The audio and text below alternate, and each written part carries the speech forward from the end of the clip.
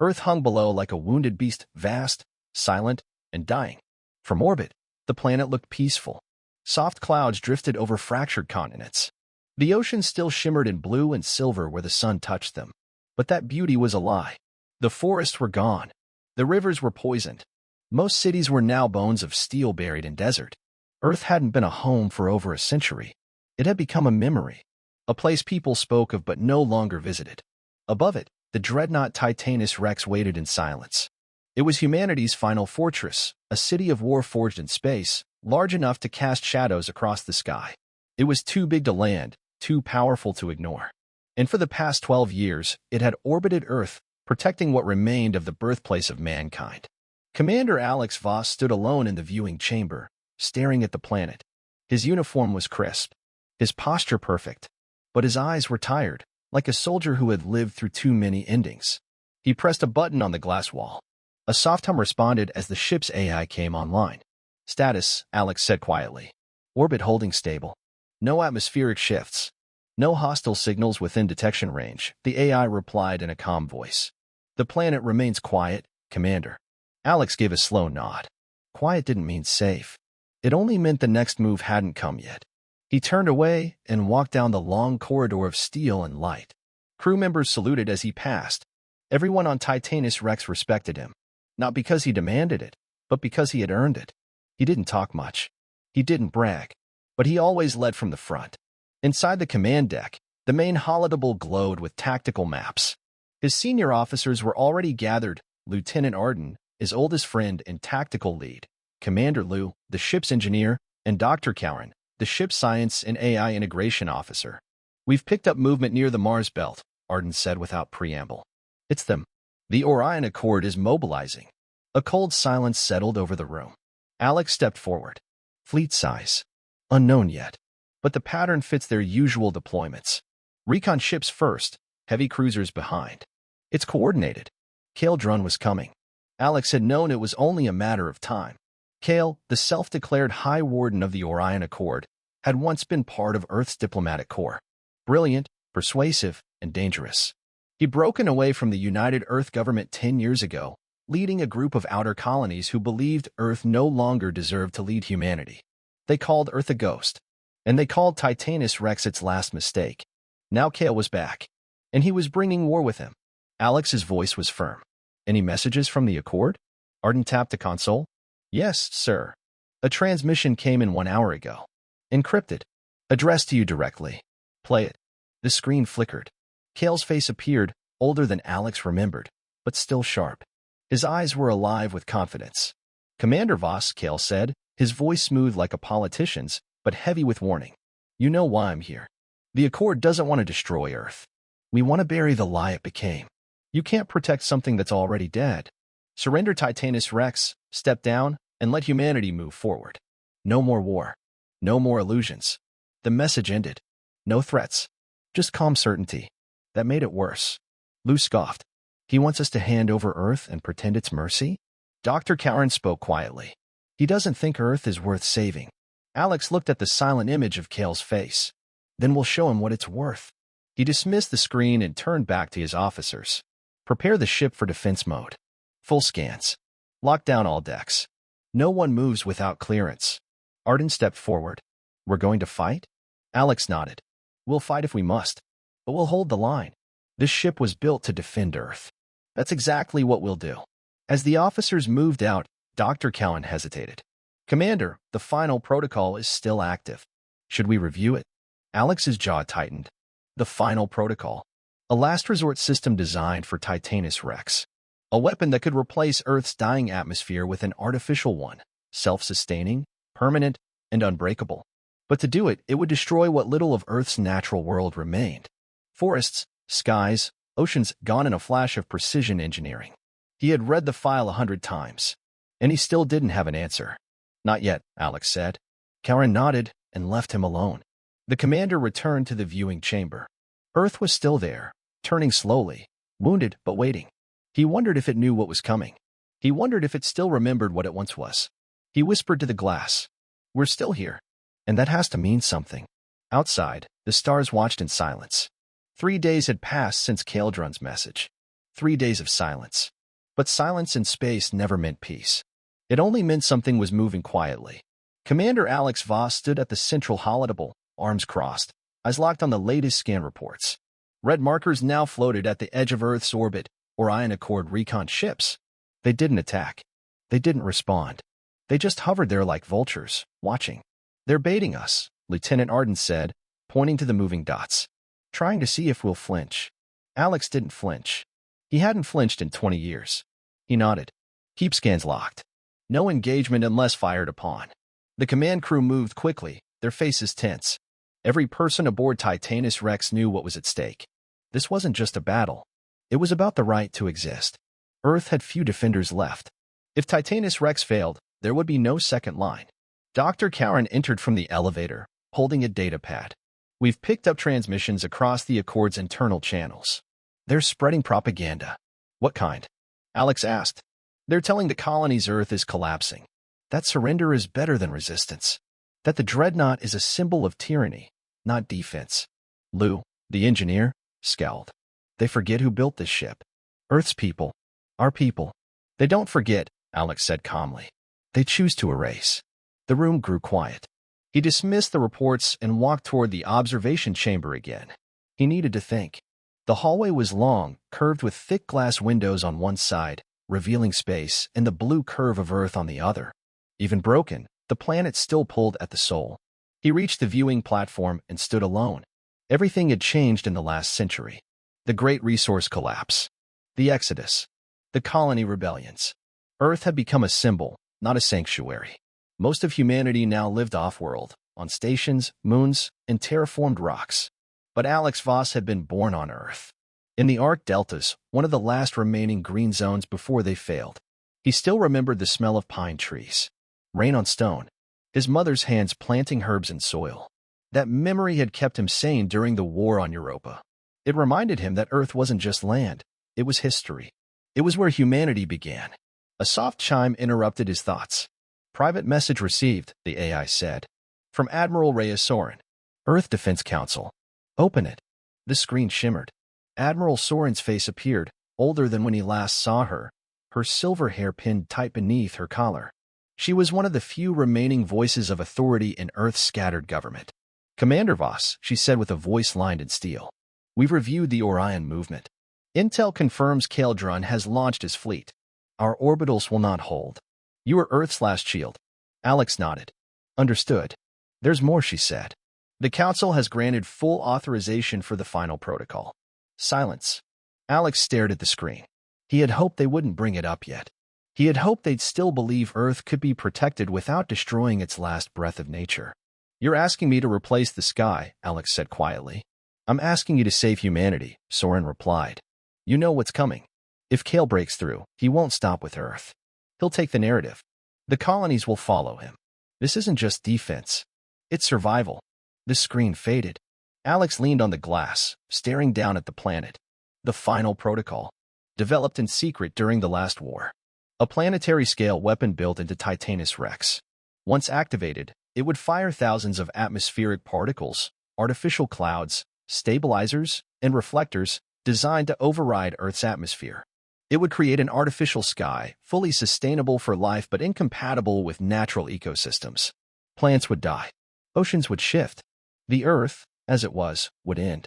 But cities could survive. Crops could be grown in domes. Human life could continue. It was a choice between a world and a shell of one. The elevator doors opened again behind him. Lieutenant Arden stepped out and joined him at the window. "I grew up in Titan Station," Arden said quietly. "Never been on Earth. Never saw a tree that wasn't printed in a sim. But I know what it means to you." Alex didn't answer. "You think Kale's right?" Arden asked. "No," Alex said. "He's clever. Charismatic. But he's a coward. He runs from what's broken instead of fixing it." Arden nodded. "Then we hold the line." Alex turned to face him. "We don't just hold it. We show them Earth's not finished." Outside, Earth spun in silence, wrapped in clouds that hid its wounds. The red markers on the holomap continued to multiply. The Orion Accord was no longer watching. It was preparing to strike. Alex returned to the command deck. "Sound shipwide alert. Ready all systems. Lock targeting on incoming vessels." "Yes, Commander," Arden said. As the lights dimmed, red and alert tones echoed across the ship. Alex stood tall at the center of the deck. The Dreadnought Titanus Rex had waited 12 years in silence. Now it would speak. The first strike came without warning. No declaration. No countdown. Just a ripple across the stars, and then fire. On the command deck of Titanus Rex, every officer snapped into motion as the ship's sensors screamed to life. Red icons flared across the holodeck. Orion Accord strike ships had entered Earth's orbit, breaking the silence with a sudden and coordinated assault. Multiple impact signatures detected, shouted Lieutenant Arden. They've disabled the orbital weather nets and shredded Station Delta 9. We just lost contact with the Asia grid. Commander Alex Voss stood calm at the center of the chaos. His voice cut through the noise like steel. Return fire. Prioritize defense of the remaining surface hubs. Target all fast movers. No retreat.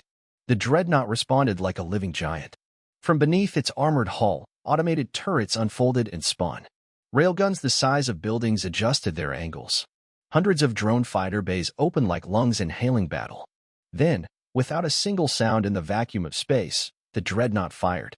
White-hot streaks of light lanced through the dark. Orion ships, sleek and agile, moved like vipers. But Titanus Rex was faster. Smarter.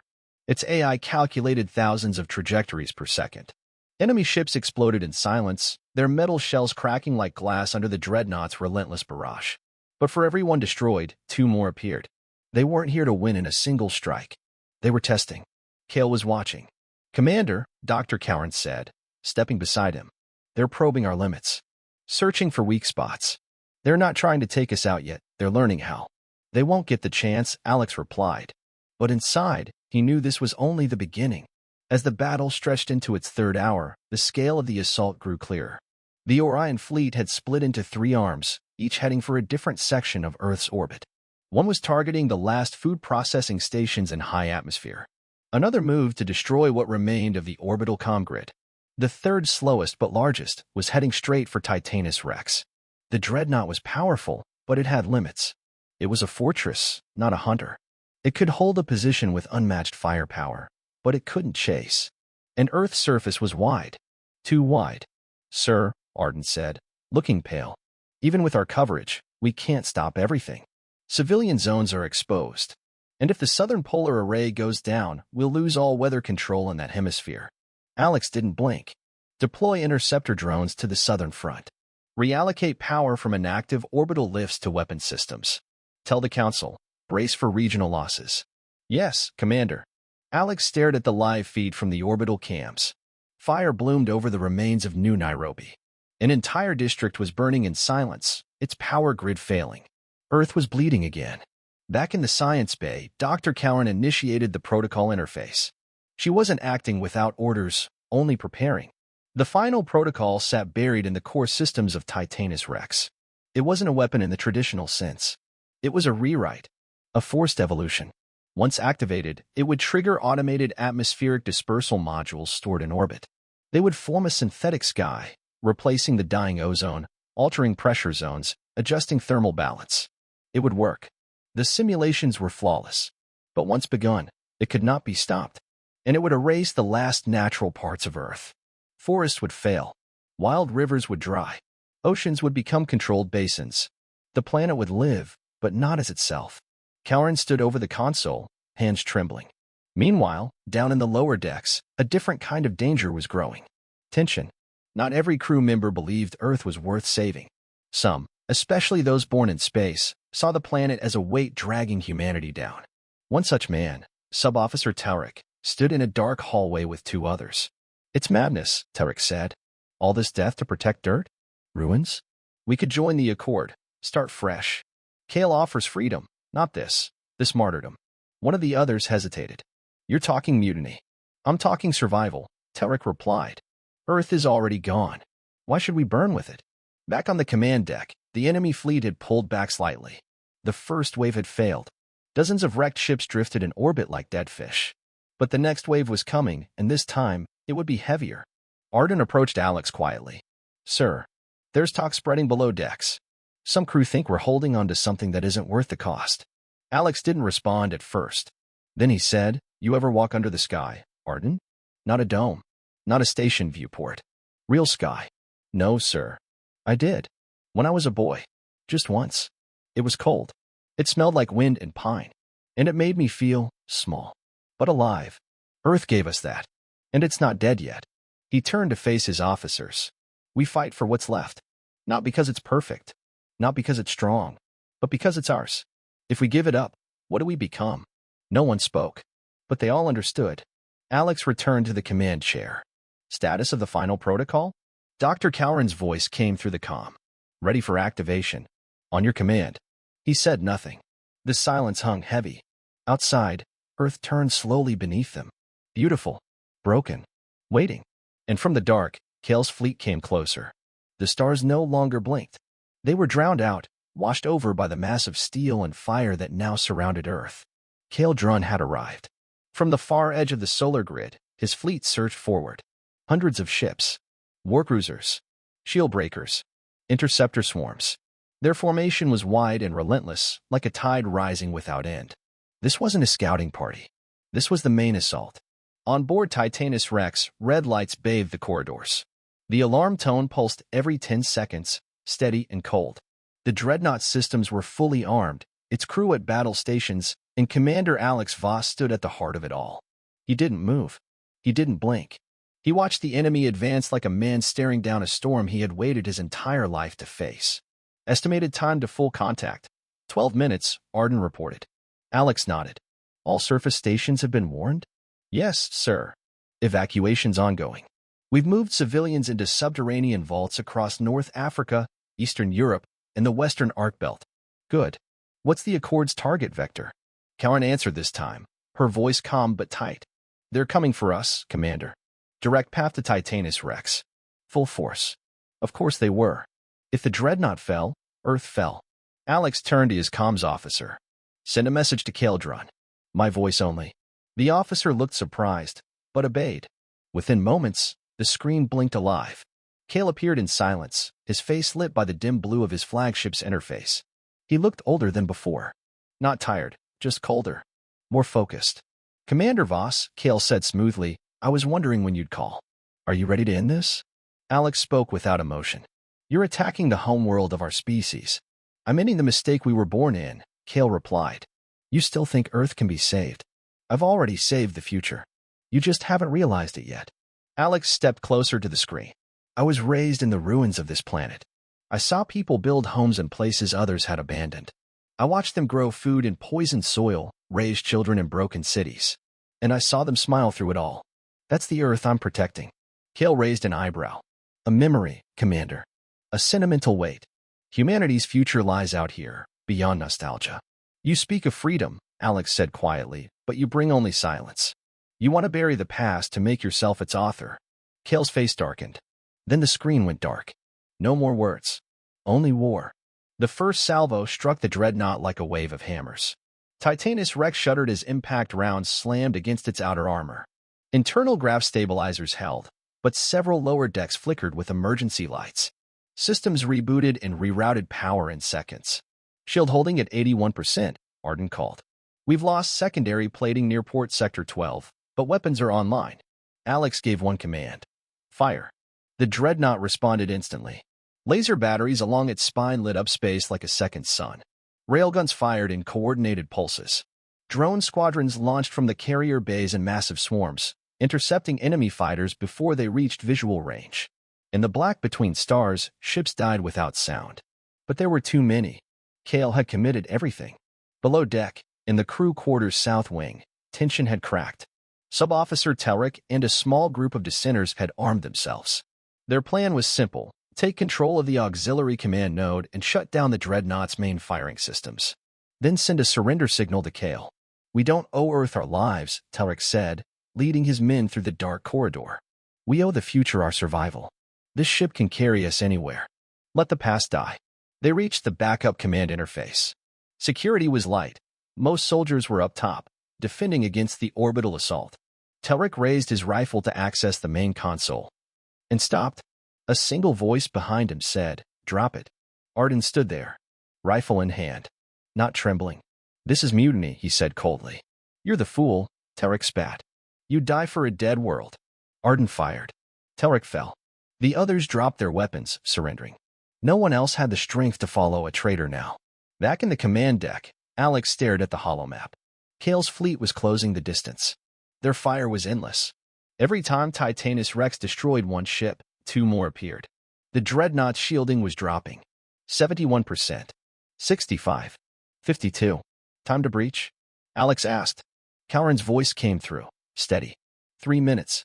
Alex turned to the AI interface. Prepare final protocol. The AI's lights changed to amber. A low pulse began to hum through the ship. All systems engaged, it said. Protocol charging. Estimated activation window, 12 hours. Once the countdown began, it couldn't be stopped. Calrin looked up from her console. Are you sure? No, Alex replied. But there's no other way. Outside, Earth continued to burn. Fires rose from the cities that still clung to life. The old weather towers in the Pacific Arc collapsed. A solar collector station above the equator went dark. Entire regions had fallen into shadow. Alex touched the console one more time. All units. All decks. This is Commander Voss. The final protocol has been activated. 12 hours from now, Earth will live under our sky. Not Kale's. Not his lies. Ours. Stand your ground. The crew answered with action. No cheers. No protests. Just duty. Kale's flagship broke formation. It was coming for Titanus Rex personally. Alex smiled bitterly. Let him come. The countdown had begun. 12 hours to the end of the world, or the start of something new. Deep in the core of Titanus Rex, the final protocol hummed to life. Massive generators fed power to the launch grid. Compartment doors along the Dreadnought's lower hull unlocked with a low hiss, revealing long-range delivery pods, each one armed with atmospheric replacement payloads. These would scatter across Earth, detonate in high altitude, and build an artificial sky over the planet. A new barrier. A new breath. A new world. It would save Earth, but it would erase everything natural left in it. Commander Alex Voss sat in the war chair, hands wrapped tight around the arms. His knuckles were white, but his eyes stayed sharp. On the holomap in front of him, Kale's flagship now moved alone, leaving the center of the enemy formation. He's coming, Arden said. Straight for us. Alex nodded. He wants the final blow. He wants to be the one who ends it. Kale's ship, the Dawnbreaker, was a massive command vessel, built with stolen Earth technology. It bristled with anti-capital weaponry, had thick reflective shielding, and an escort of 6 destroyers flanking it in a V formation. Its hull was black, its engines a cold blue glow. It did not fly with speed, it moved with purpose, like a judge walking to the bench. On Earth, chaos reigned. With the orbital comms grid mostly destroyed, surface stations had gone dark. Reports were coming in through fragmented channels. The southern hemisphere was blacked out. Fires raged in Asia and the upper North American sectors. The solar mirror array in orbit, once Earth's backup power solution, had shattered under sustained fire. Its pieces now floated like broken glass. The only signal reaching Earth now was Titanus Rex. Inside the Dreadnought, the crew worked without pause. There was no panic anymore, just quiet urgency. Everyone knew the stakes. There was nothing left to say. Calrin stood at the console monitoring the protocol. The countdown displayed in bold numbers. 8 hours 43 minutes and 10 seconds. 8 hours 43 minutes and 9 seconds. 8 hours 43 minutes and 8 seconds. Payload stable. Orbital launch tubes charged, she reported. No faults. Arden leaned close to Alex. If we fire now, we risk failure. But if we wait too long, Kale might destroy the launch systems. Alex stared at the timer. We wait. Kale's voice came once more. The holoscreen activated on its own, Kale forcing a channel. His face appeared, calm, collected, but his eyes burned with fire. You've activated it, haven't you? He said. You're going to bury Earth under a sky of wires and steel. Alex didn't speak. Kale leaned forward. You're not saving Earth. You're building a coffin. A machine world. You become the very thing you claim to resist. Finally, Alex responded. I'm saving what matters. Do you even know what that is anymore? Kale snapped. The soil, the wind, the seas, once they're gone, they never come back. You're afraid to lose Earth, so you're choosing to replace it. That's not courage, Alex. That's fear. Alex's voice was quiet. I saw my mother dig a garden in poisoned soil. She planted anyway. She knew it wouldn't live. But she planted because it mattered to try. Earth doesn't need saving. It needs us to stop giving up on it. Kale didn't reply. The screen went dark again. The Dawnbreaker entered attack range. Enemy flagship charging main cannon, Calran reported. They'll fire in 20 seconds. Brace for impact, Alex said. The Dreadnought shifted slightly as power was reallocated to frontal shielding. The bridge lights dimmed. The ship's hull groaned under pressure as Kale's warship unleashed its first strike, a white beam of concentrated particle energy, lashing across space like a sword. It slammed into Titanus Rex with staggering force. Systems flickered. Power grid screamed. Shields at 36%, Arden shouted. We can't take many more of those. Alex gritted his teeth. Return fire. All batteries. The Dreadnought responded. Dozens of railguns, cannons, and pulse arrays lit up space, hammering into Kale's formation. 3 of the 6 escort destroyers exploded. The Dawnbreaker itself took 2 direct hits, but its forward shielding held. Kale was committed. So was Alex. No more talk. No more speeches. Just war. 6 hours 10 minutes and 37 seconds. 6 hours 10 minutes and 36 seconds. The final protocol continued its charge. Across Titanus Rex, hatches opened, revealing the atmospheric pods. They began to glow pale blue, like stars waiting to fall. Calran looked to Alex. It's time. He hesitated, then said, fire. A low tone filled the Dreadnought. One by one, the payload pods launched from the belly of the ship. Dozens, then hundreds, streaking through space, entering the upper layers of Earth's atmosphere. Each one detonated in sequence, forming rings of artificial particles that wrapped around the planet like a slow, moving net. From orbit, it looked like a second sky was being born. Earth's clouds parted. Its radiation pockets sealed. The torn ozone, the broken pressure systems, the fragmented weather grids all began to stabilize.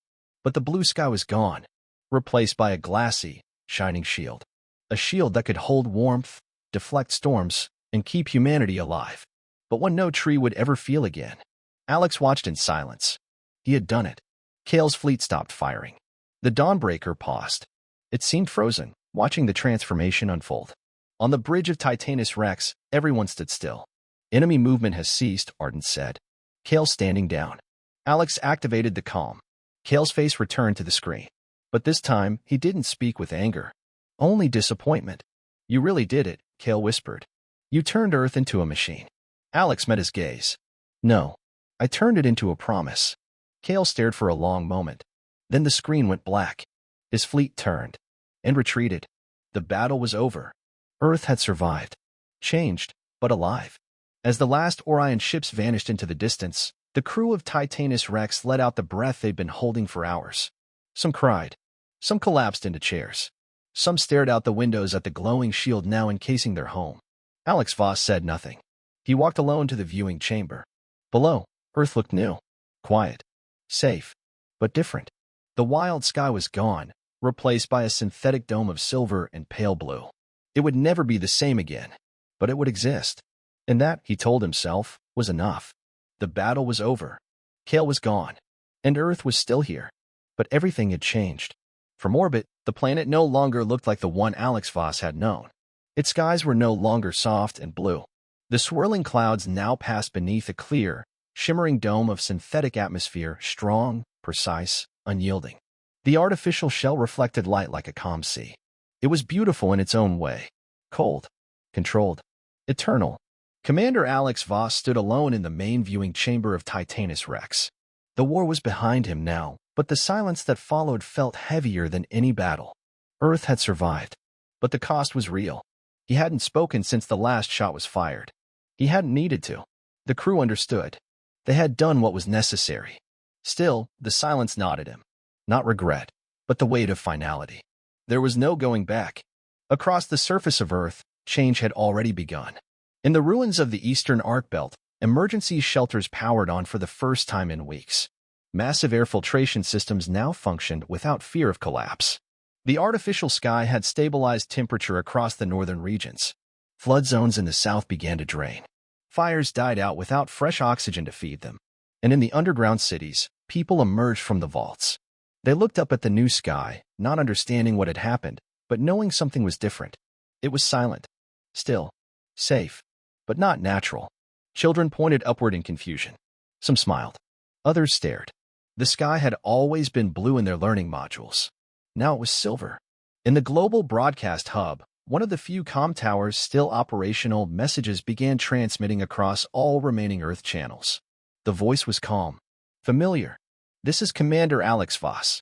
Earth has been secured. The threat is gone. A new sky now protects us. One we built ourselves. We will begin restoration immediately. Earth lives." The message repeated in every language known to humankind. It spread through satellites and radio towers, across shattered continents and broken cities. And for the first time in decades, there was unity. No politics, no sides, just survival. And now, rebuilding. In the lower decks of Titanus Rex, the crew gathered.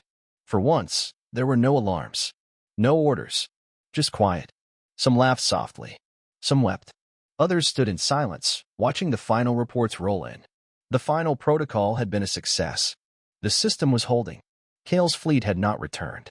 Scattered messages hinted that he was retreating toward the deep colonies. Maybe to regroup, maybe to disappear. Either way, Earth had stopped him. For now. Arden found Alex standing in the ship's war room, staring at the slowly rotating globe. "You haven't slept," Arden said gently. "No," Alex replied. "You did it." Alex didn't answer immediately. "I changed it," he said at last. Arden nodded. "You saved it." There was a long pause. Alex turned to his oldest friend. "Do you think they'll forgive me? In time?" Arden sighed. "They won't have to. They'll forget. In 2 generations, they won't know what the sky used to look like. This will just be normal." "That's what scares me most," Alex whispered. In the science bay, Dr. Callan watched the final atmospheric data feed stabilize. Oxygen levels were perfect. Radiation contained. Weather control systems already functioning. Still, she hesitated before shutting down the monitoring sequence. She knew what had been lost. She had studied every forest, every species, every weather pattern that no longer had a home. But she also knew Earth had been dying slowly for 100 years. Now it had a future. She whispered a quiet farewell to the sky she remembered and let it go. As Earth rotated beneath the Dreadnought, its new sky gleamed in soft shades of silver and blue. The light was different now, less filtered by clouds, more evenly spread. The planet no longer looked like a living organism. It looked like a protected artifact. But beneath its shell, life continued. Not wild, not free, but safe. The surface cities began to reactivate. Agriculture centers adjusted to the new sunlight. Fresh air flowed through underground arcologies. Water purification returned to full operation. The Earth had not been healed, but it had been stabilized. And in this moment, that was enough. Alex returned to the observation deck one final time. He stood alone. His hands rested against the glass as he looked down at the world below. This was what he had fought for. Not glory, not revenge, just the chance for Earth to still be here. He reached into his pocket and pulled out an old object, small, metallic, tarnished. A compass. Real, mechanical, passed down from his grandfather. It no longer worked, not in the magnetic interference of the Dreadnought, but it had always reminded him where he came from. He opened it one last time. The needle spun wildly. "Direction doesn't matter anymore," he said softly. "Only that we're still standing." He turned from the window. Outside, Earth turned slowly under its new sky. It wasn't the Earth they had inherited, but it was the Earth they had saved.